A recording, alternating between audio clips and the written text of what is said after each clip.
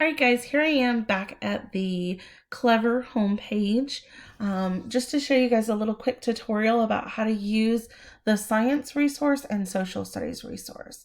So if you notice that this student has it in their favorite section, it is the smiley face with Ed logo. If it is not in their favorite section, you can just scroll down, find it below, and then you can click on the little heart, make sure it's red. Once it's red, it'll automatically come up here to this favorite section. So you would click on the smiley face and Ed logo. It's the science app, but it's also the social studies app. So once you click on it, you'll notice that it comes straight to social studies first, unless you've been in the science or you've moved it to science last time. This is the social studies resource, so they're welcome to come and explore these little magazines and information, but they can also go ahead and click on the arrow, and you can change it to the Florida Science Grade 1. So once they click on Florida Science Grade 1, you can see that I've already opened this student's last viewed Unit 9, because that's the unit we're going to be working in for this week anyway. I will try to make sure I let you know which unit the students are looking in. But there are a few things that they can do. There's a print the student PDF. They could do that, or they could just click on student ebook to get to the pages, or they can find the unit and click on the unit. So once they click on the unit, you'll notice there are several things here. One, it's the kind of opening questions, inquiry questions for them to think about.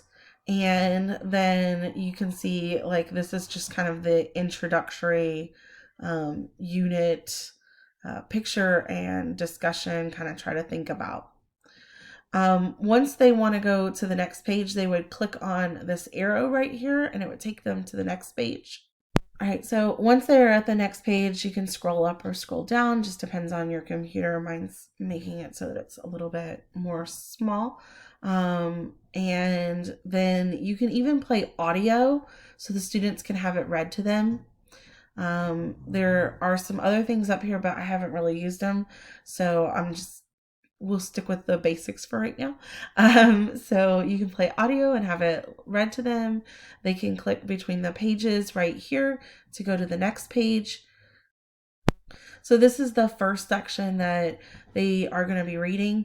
But like I said, the audio version is right here. If they're having trouble with the words or they need help, they're welcome to click on play audio and it will play it for them. All right, so going back to this first page, there's some other resources here for you guys. There are assignments. There's an assignments tab. I have not created an assignment in the science book yet.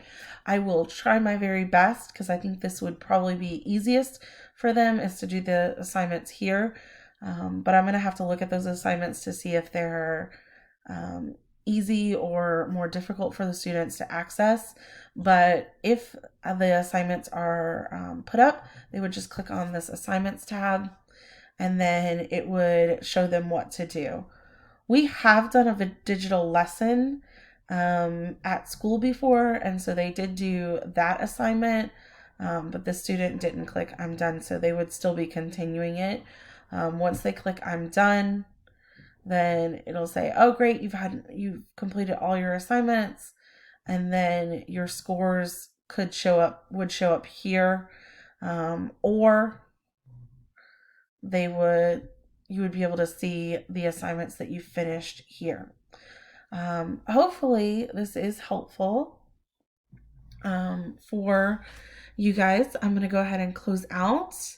And if you guys have any questions, you're welcome to email me or message me on Edsby. And have a great day.